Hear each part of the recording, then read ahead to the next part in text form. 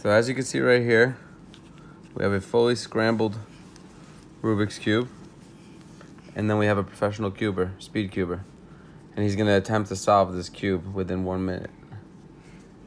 All right, first, he has to observe it. He has to figure out his game plan. 2, 1, Go.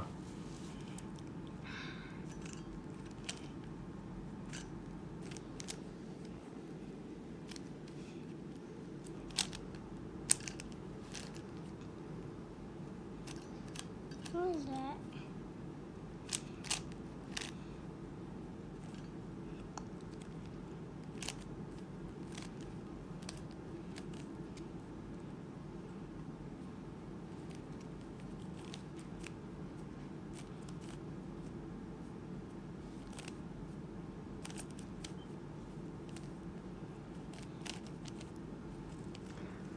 All right, everyone. He solved it in 39 seconds. He solved the white side.